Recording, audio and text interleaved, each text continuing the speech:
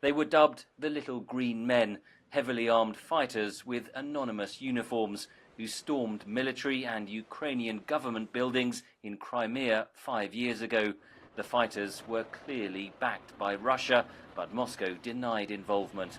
On 16th of March 2014, the new de facto authorities staged a referendum where they claim over 95% of voters chose to return Crimea to Russian control.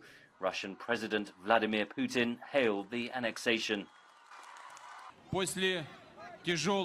After a hard, long, tiring trip, Crimea and Sevastopol are returning to their home port, to their native shore, homeward to Russia.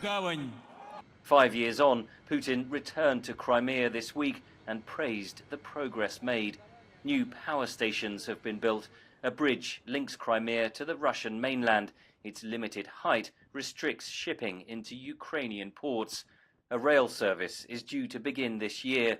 Crimea residents who spoke to VOA appeared supportive. Well, it's all good. Giant construction sites everywhere. You can see that. In the aftermath of the Crimean invasion, Putin's approval ratings soared, but they are now falling. The United States, Europe and several allies imposed economic sanctions on Moscow. Analysts say the economic noose has tightened. The Crimea syndrome or Crimea consensus is wearing out quite visibly. The announcement of the pension reform and the raise of the retirement age was a trigger when people began to realize, not that they hadn't realized before, but they really began to feel that things were not right. Ukraine is about to hold presidential elections. The leading candidates have pledged to continue Kiev's path toward European Union and NATO membership. So could Putin attempt further military action?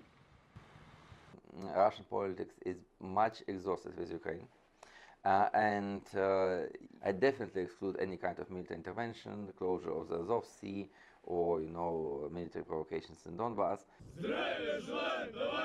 The United States and the European Union said this week that Crimea will always be considered part of Ukraine. But critics say the West's failure to confront Russia in 2014 led to Moscow's intervention in other conflicts, including in the Donbass region of eastern Ukraine and in Syria. Henry Ridgewell for VOA News.